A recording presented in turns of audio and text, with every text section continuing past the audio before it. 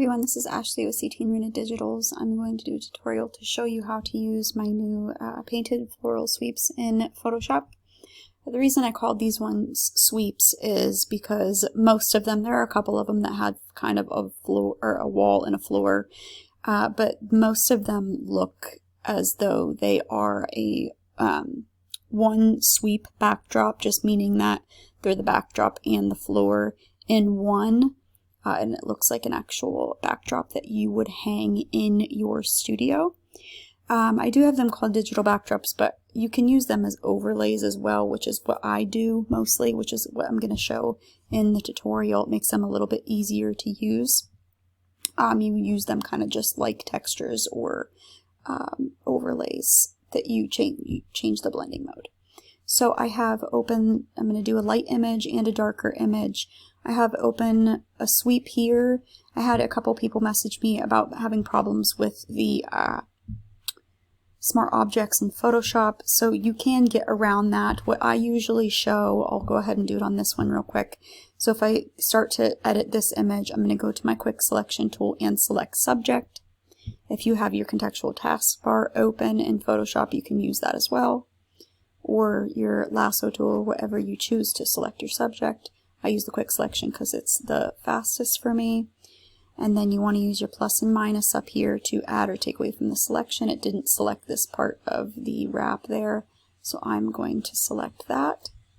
And then once I have it where I want it, where most of her is selected, because we can go back and fix that, but it's going to be easiest if we do the selection the best we can to begin with. Duplicate that layer and create a layer mask. And then click back here on the background layer, and as I was saying before, you can open whatever backdrop you want to use and select all, edit, copy, and edit and paste into your image. You can do it that way. I'm going to be changing the blending modes for this one, so see how that changes there. You need to resize it. So that is one way to use it where you don't have to do anything to make it not a smart object anymore. You could just right click. I'm just going to show the other way real quick, so I'm going to get rid of that. Select the background layer. I'm going to go up to File and Place Embedded, and then you just want to navigate to the folder wherever all of your backdrops are saved, and then choose which one you want to use. I think I'm actually going to use this one. Okay, and resize.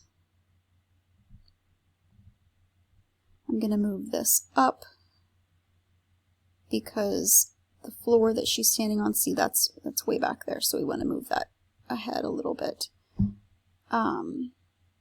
Change the blending mode to soft light here. And now, since this is a smart object, if you don't want it to be, this is where some people had a form of Photoshop where they did not have raster size layer within their selections. But if you do, you can just click that and it won't be a smart object anymore, and then you can edit it freely.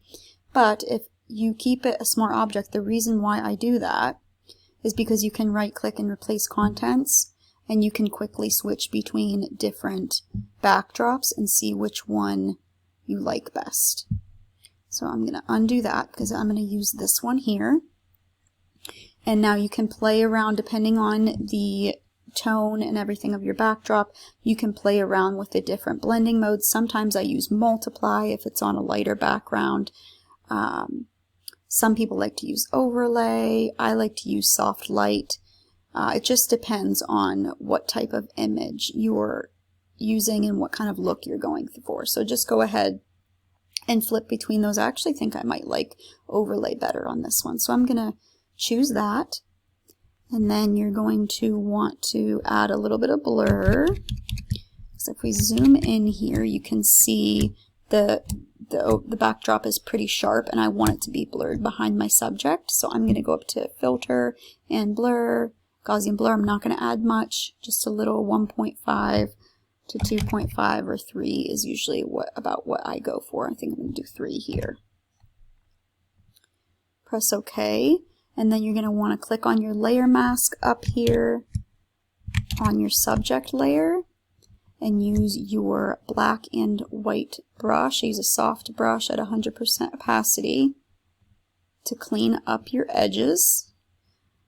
So black, because you're brushing on and off the subject, so black to brush off that overlay, and white,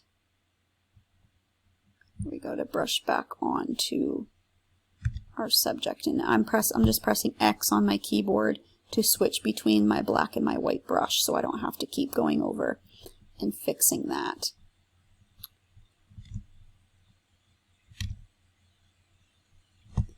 Just go around. I'm going to try to do this quickly for tutorial's sake. So I'm going to clean up the edges first. All the way around. Check the toes. The toes sometimes need brushed on and off there. Okay, and now that I have my edges cleaned up, if you have a fabric, if you're working with a fabric that you can see through, which I am, it's not very see-through, but it is just a tiny bit, so I am going to brush that off a little bit so I can kind of see the backdrop through there. So I'm just going to make my brush a little bit bigger here, and I'm going to do it on about 25% opacity, black, and I'm just going to just very little, and as you can see, you can kind of see that backdrop through there just a little bit, which isn't very noticeable with just the texture, but if there was florals behind here, you would see the florals through there a little bit better. Okay, and I would be done with that image, and it gave it a completely different look, and it's very pretty. If you wanted to like go in and change some of the colors, you could always add whatever adjustment layers you want. You could add a hue saturation layer. Just make sure you clip it to that backdrop so you're only working on that. And you could use that. You could work with only certain colors if you wanted to just change certain colors within the overlay or the digital backdrop. I'm sorry, you can do that. But I like that, the way it is, so I'm just going to leave it that way. Didn't have to paint on or off the floor because I used blending modes to just overlay it on my original backdrop so my shadows remained intact. Okay, so for this one, I'm going to, same thing, go ahead and go to my quick selection tool and select subject.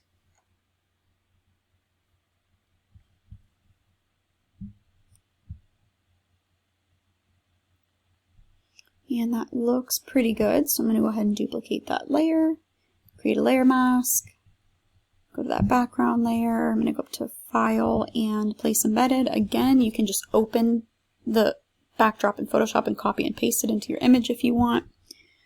I'm not sure which one I want to use here. I think one of these lighter ones. I'm going to do this. And then go ahead and resize. Bring my floor up a little. And now this one is pretty bright, so I can play around with the blending modes. Again, I don't really like how soft light looks. It kind of washes it out. This one I would probably use on multiply blending mode, and then I would add a curves layer above it. Create that clipping mask, so I'm just working on my backdrop and not my subject, and just bring that up just a little bit. Okay, and now I'm going to go up to my mask here, and I'm going to mask off the floor by her feet.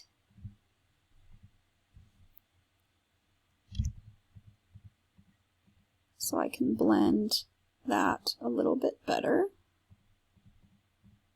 So I don't have to paint in shadows there. Of course, it's always best to use the same tone digital as your original backdrop.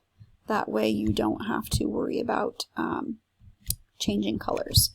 Now, same thing with the other one. There's a little bit of see-through fabric here, so I'm going to use my black brush, 25% opacity. I'm just going to brush that off just a tiny bit. So now, as you can see the digital backdrop through there. If you have lines around the bottom here, just use that brush to little by little brush that fabric just to make it a little bit more transparent, and that will get rid of that. Okay, I see a little mark right here by her elbow. I'm going to go back up to 100% opacity and brush that in. Okay, I want to add that blur to the backdrop. As you can see, it's really sharp. We don't want that.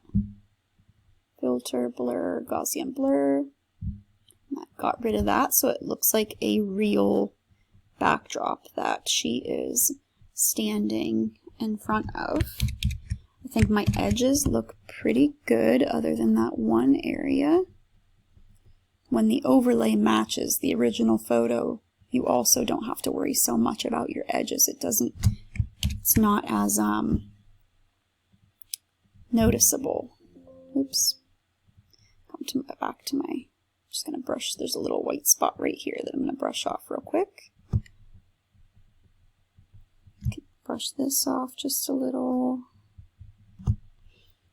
And if you had some edges that you were struggling with and you didn't really want to zoom in and kind of tediously get rid of that, you could. Once you are done and satisfied with your image, which I think this is really pretty, I'm going to leave it like this.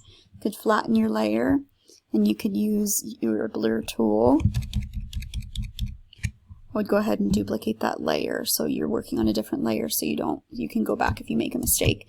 And then use it very small. Strength of 100 is fine, as long as you just do it right along. Actually, maybe use 50%.